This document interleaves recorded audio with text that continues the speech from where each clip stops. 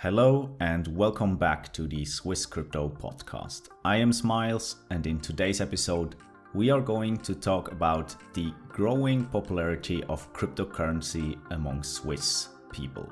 So stay tuned and let's get into it.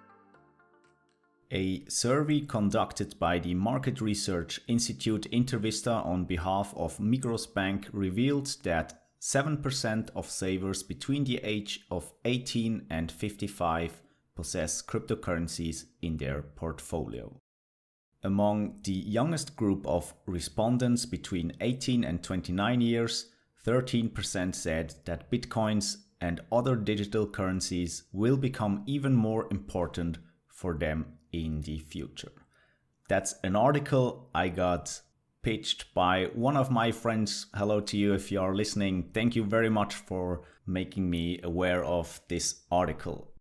Now, this article is not only interesting and important to the cryptocurrency space because it gives us quite interesting numbers of how many Swiss people or how many young people that are interested in cryptocurrencies. It also concerns a topic that is growing more and that I meet a lot when I talk with friends of mine about cryptocurrencies. And that is the misconception that cryptocurrencies are still used for illegal transactions and illegal purposes. Now, with this article, we started into this episode by praising how good it is that more and more people, especially young people, are aware of cryptocurrencies and want to invest in cryptocurrencies or think that cryptocurrencies will play an important role in the future economy. But the first picture that most of these people that get into cryptocurrencies get is quite a negative one, since the big misconception is still, as I just said, that it is a currency used for illegal stuff like buying drugs, etc., etc. Now, what I want to talk about in this episode are two different parts. The first one, I want to focus more on these numbers that we are given by this article and another article written by CoinDesk with numbers about America.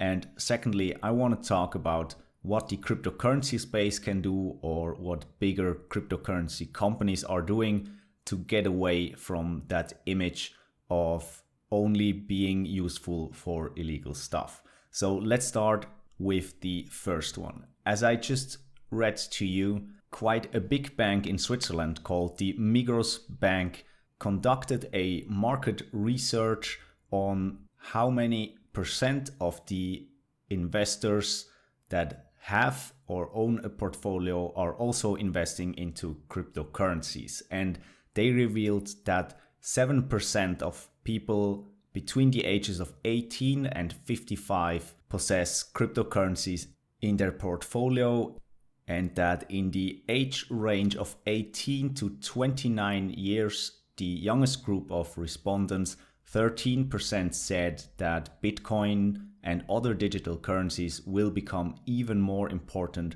for them personally in the future. And in addition, 7% of the respondents aged 30 to 55 plan to continue to invest in cryptocurrencies in the future. Now, what Migros Bank saw in that market research is also what has been shown by research done by different private banks from Switzerland, namely that older investors still make up a minimal percentage of the people or respondents that are invested into cryptocurrencies. So more younger people are invested into cryptocurrencies. The elder people with more money, or most of the time more money, are less invested into cryptocurrencies.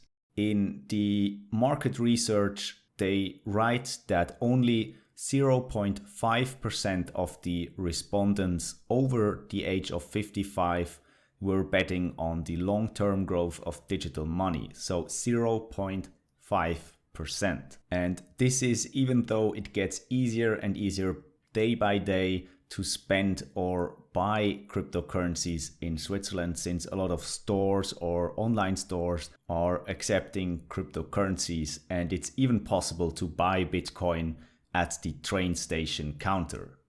So what we should take with us from this short article is that there is still a large gap between the ages of people that are investing into cryptocurrencies, and that there could still be a lot of money to come into the cryptocurrency space. And that's just my opinion. If we have a market cap like this at the moment, with mostly young people investing into cryptocurrencies, what will happen if the elder people and the wealthier people are seeing that cryptocurrency is something for the future, that it is worth an investment, and when they put their money into cryptocurrencies, that's going to be quite interesting. Now, let's also have a look at some numbers from America. And these are from an article written by CoinDesk, as I just said, and they state that 50% of millennials are interested in using cryptocurrencies as a primary form of payment as opposed to using the US dollar. And that's already quite a statement in my opinion. Now, from a total of 1,202 Americans that have taken that poll, 79% of the respondents have heard at least of one type of cryptocurrencies, and with 71% saying they have heard of Bitcoin. So Bitcoin still seems to be the most well-known cryptocurrency around, followed by Ethereum, that has been known by 13% of the respondents. Now, according to the full results, 19% of respondents aged 18 to 34, so the younger group, are very interested in using cryptocurrencies primarily, with a further 29% being somewhat interested. On the other hand, 50% of millennials said they were not very or not at all interested in primarily using cryptocurrencies as a payment method. So you see the numbers here are quite split. But what I think is important is the overall conclusion that the poll is stating, and that is, although relatively few people have any immediate plans to buy Bitcoin, more than 1/3, that is 36% of people, think that cryptocurrencies will become widely accepted as a means of transactions for legal purchases within the next 10 years. Millennials, 44%, are the most likely of any age group to say cryptocurrency will be widely accepted. About 1/3, 34% of Generation Xers and 29% of baby boomers agreed.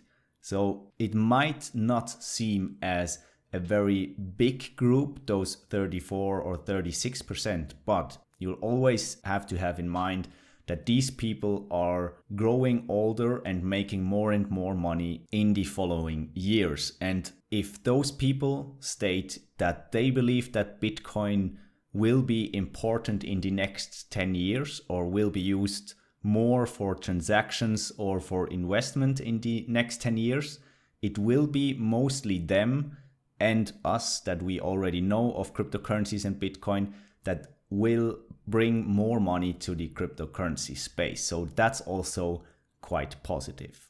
Now, so much for the two articles about how well-known cryptocurrencies are in Switzerland and the US. I've stated in the beginning of the episode that I also want to talk about what cryptocurrency companies could do to get away from that illegal image, if you want to say so. I want to keep this quite short. If you are new to the cryptocurrency space, if you are only reading up on it, if you don't possess any cryptocurrencies and you are not sure if it's really illegal or not, I would suggest you to read up on the underlying technology that is blockchain. And in my opinion, if you discover the value that lays behind this technology, you'll see that cryptocurrencies will also have a future and also play a big part in the coming economy in the next 10 to 20 years for sure. If you are not sure if it is Bitcoin or if it will be Bitcoin, if you're not sure about the other altcoins, rest assured, nobody can tell you which coin or which currency will be used in the future, if it will be Libra, if it will be Bitcoin, if it will be a privacy coin like Monero is. Nobody can really tell you that for sure. But what I can suggest you is that you read up on the company that is behind the currency, that you read up on the foundations that are staying behind certain currencies, or just the teams or the developers communities that are behind a system. And from that you can form an opinion for yourself if that coin has a future or not, if it has a real world use case in the future economy or not.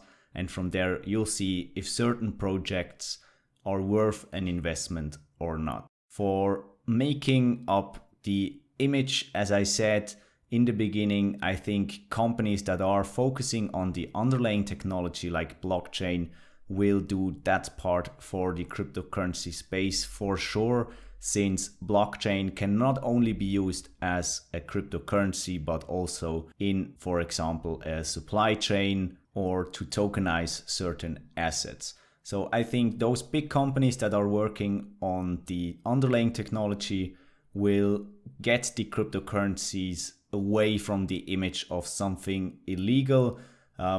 Just think about what the currency is that is mostly used for illegal stuff around the world. Is it really Bitcoin? Read up on the US dollar, then you'll probably see that only a very, very small percentage of criminals are using Bitcoin. And if they do so, read up on how the blockchain works and if that really is a good idea to use a blockchain to do something illegal. Now, that's been it for today's episode. A little bit a mixed episode. I hope you enjoyed it nonetheless. If you did so, give the video a thumbs up and subscribe to the channel, and I'll see you in the next one.